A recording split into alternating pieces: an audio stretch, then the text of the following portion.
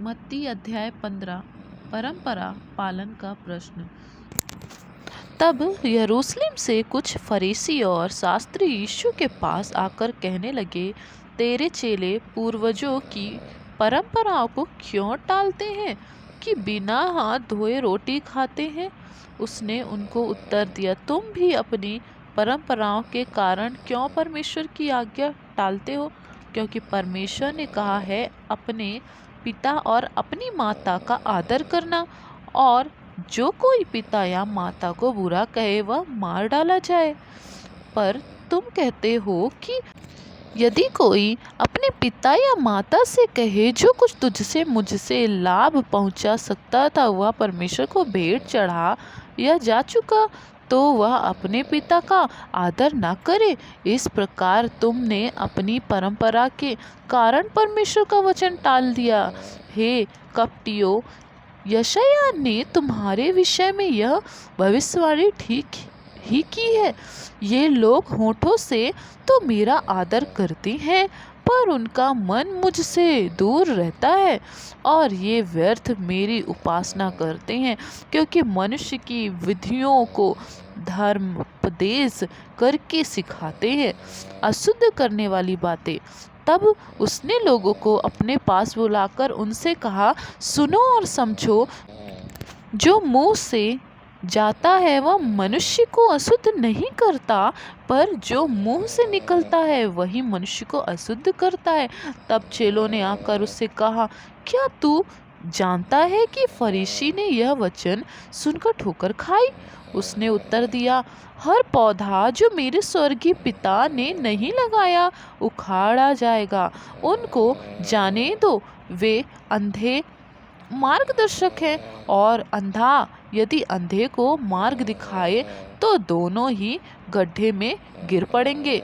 यह सुनकर पतरस ने उससे कहा, यह दृष्टांत हमें समझा दे। उसने कहा, क्या तुम भी अब तक न समझो?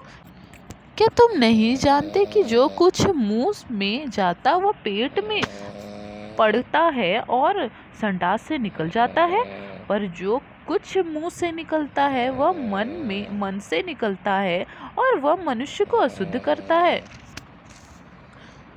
क्योंकि बुरे विचार, हत्या, परास्ती, गमन, व्यभिचार, चोरी, झूठी गवाही और निंदा मन ही से निकलता है। यही है जो मनुष्य को अशुद्ध करती हैं। परंतु हाथ बिना धोए भोजन करना मनुष्य को अशुद्ध नहीं करता। कनानी जाति की स्त्री का विश्वास। यीशु वहां से निकलकर सूर और सौदा के प्रदेश की ओर चला गया। उस प्रदेश से एक कनानी स्त्री निकली और चिल्लाकर कहने लगी, हे प्रभु, दाऊद की संतान, मुझ पर दया कर, मेरी बेटी को दुष्ट आत्मा बहुत सता रही है। पर उसने उससे कुछ उत्तर न दिया। तब उसके चेलों ने आकर उससे विनती की, इसे विदा कर, क्योंकि वह हमारे पीछे चिल्लाती हुई आ रही है। उसने उत्तर दिया, इस्राएल के घराने की खोई हुई भेड़ों को छोड़ मैं किसी के पास नहीं भेजा गया। पर वह आई और यीशु को प्रणाम करके कहने लगी, हे प्रभु, मेरी सहायता कर। उसने उत्तर दिया, लड़कों की रोटी लेकर कुत्तों के आगे डालना अच्छा नहीं। उसने कहा, सत्य है प्रभु, पर कुत्ते भी वह चूर चार खाते हैं जो उनके स्वामियों की मेज से गिरते हैं। इस पर यीशु ने उसको उत्तर दिया, हे स्त्री, तेरा विश्वास बड़ा है, जैसा तू चाहती है तेरे लिए वैसा ही हो। और उसकी बेटी उसी घड़ी से चंगी हो गई। अनेक रोगियों को चंगा करना। यीशु वहाँ से गलील की झील के पास आया और पहाड़ पर चढ़कर बैठ गया। तब भीड़ पर भीड़ उसके पास आई। वे अपने साथ लंगड़ों, अंधों, गूंगों, टुंडों और अन्य बहुतों को उसके पास लाए और उन्हें उनके पांवों पर डाल दिया, और उसने उन्हें चंगा किया। जब लोगों ने देखा कि गूंगे बोलते और टुंडे चंगे होते और लंगड़े चलते और अंधे देखते हैं तो अचंभा करके इस्राएल के परमेश्वर की बड़ाई की। 4000 लोगों को खिलाना। यीशु ने अपने चेलों को बुलाया और कहा, मुझे इस भीड़ पर तरस आता है, क्योंकि वे 3 दिन से मेरे साथ हैं और उनके पास कुछ खाने को नहीं। मैं उन्हें भूखा विदा करना नहीं चाहता, कहीं ऐसा ना हो कि मार्ग में थक कर रह जाएं। चेलों ने उससे कहा, हमें इस जंगल में कहाँ से इतनी रोटी मिलेगी कि हम इतनी बड़ी भीड़ को तृप्त करें। यीशु ने उनसे पूछा, तुम्हारे पास कितनी रोटियां हैं?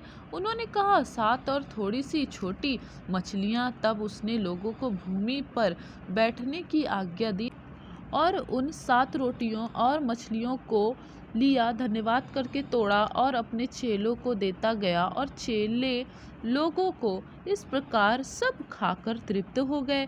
और चेलों ने बचे हुए टुकड़ों से भरे हुए 7 टोकरे उठाए।